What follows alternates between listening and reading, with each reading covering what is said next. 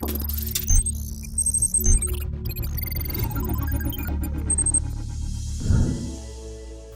the rather unkind coronavirus pandemic throwing up best laid plans to waste, it was time to bounce back. And what better car, rather SUV, to get things started again than the new generation Hyundai Creta. We drove the new Creta and can confidently say that there's a world of a difference between this and its predecessor. The new Creta was the best-selling car. Yes, not the best-selling SUV, but the best-selling car in the month of May 2020.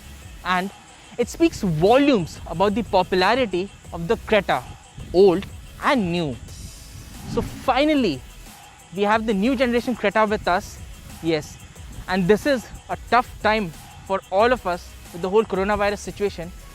But all we can do is get back to things, make life normal. Of course, being very, very careful while doing so.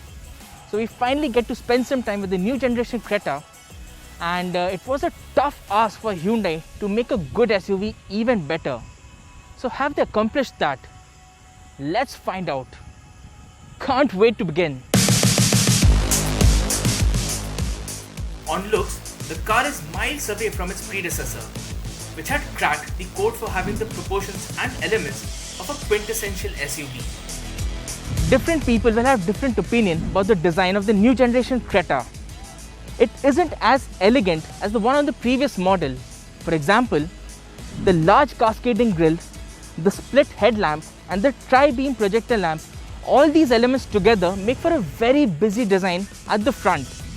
But a lot of it is nullified by the presence of these nice muscular creases on the bonnet and on the fender, especially the wheel arches. These put together make for a solid sporty muscular stance. So this car, this SUV, definitely has a lot of road presence. Viewed in profile, the silver accent on the roofline masks the sporty stance and makes the car look smaller than it is. That is not standard though, don't worry. The roof rails do bring in some of that SUV stance though. At the rear, the SUV's design is kind of weird looking. The tailgate proportion is strange and it makes it appear like a hatchback from afar. The split tail lamp and the curve on the lip don't add to the looks either. But the twin tailpipes, particular on the 1.4T GDI variant, definitely looks cool.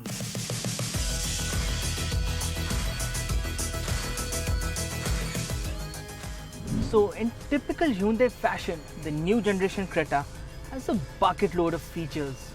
A full-size panoramic sunroof, a brand new 10.25-inch touchscreen infotainment system that gets Apple CarPlay, Android Auto and Hyundai's BlueLink connected technology. Apart from that, you have a wireless charging facility, 2 USB ports, a rather cool looking flat bottom steering wheel, and talking about the sporty quotient, this all black color scheme is particular to the 1.4 litre turbo petrol model, and these splashes of red here and there, they really add to the premium feel.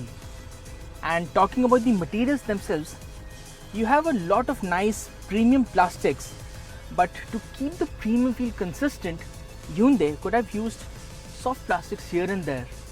Overall, the cabin is comfortable, it is cozy and a good place to be in.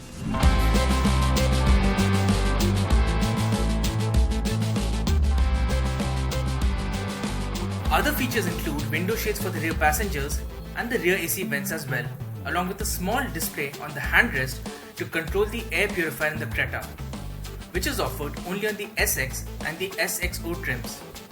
In terms of safety, the top spec model of the new Creta comes with 6 airbags, rear parking sensors, reverse camera, anti-lock brakes or ABS, traction control, stability control and disc brakes all around. The base and the mid-level trims get 2 airbags, ABS, rear parking sensors and disc brakes only on the front wheels as standard safety equipment.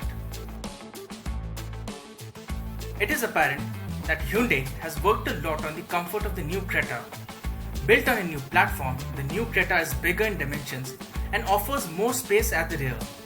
The headrests are comfortable too and the seats offer good support. There is enough headroom too, although the panoramic sunroof may eat into some of the space there. Up front, the ergonomics are on point. At 433 litres, the boot space is lower than on the previous model by 42 litres. But it is enough to gobble up a few days worth of luggage.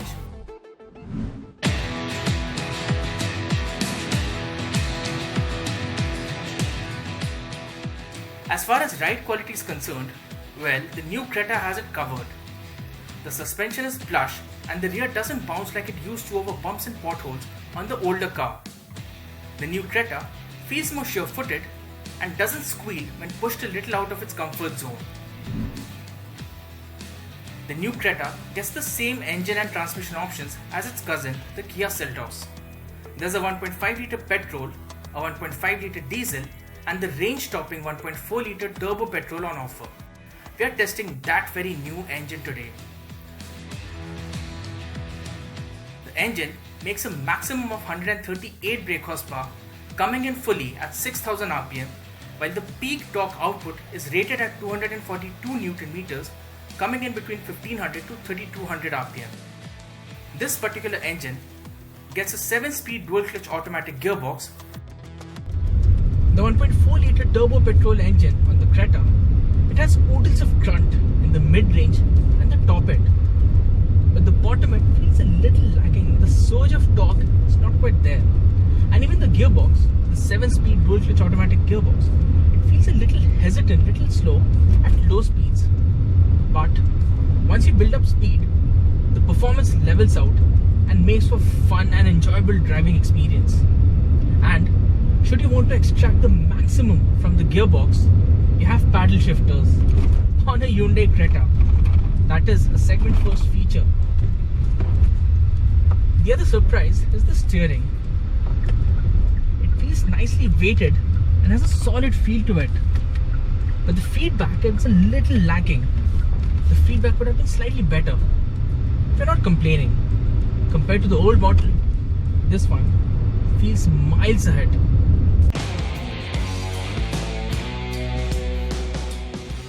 With disc brakes all around and ABS that is tuned better, the new Creta offers more confidence when going hard on the brakes.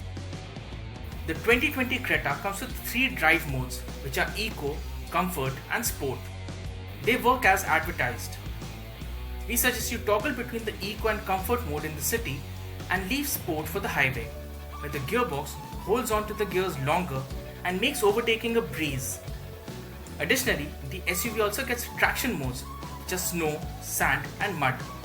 But it doesn't have an all-wheel drive or a 4-wheel drive variant. The prices of the new generation Creta start at 9,99,000 rupees for the base petrol variant and go up to 17,20,000 rupees for the top spec turbo petrol and diesel automatic variants. In comparison, the prices of the Kia Seltos range starts at 9,89,000 rupees for the base HTE petrol variant and goes up to 16,39,000 rupees for the top spec turbo petrol and diesel GTX Plus variants.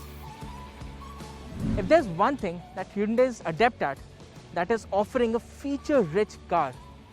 That's Hyundai playing to its strengths. The new generation Creta is no different. With many class-leading features, it is a comfortable, practical car that offers a very decent driving experience. Sure, it is not an out-and-out driver's car, but has taken its game several notches higher, even with all these strong rivals popping up with unsurprising regularity.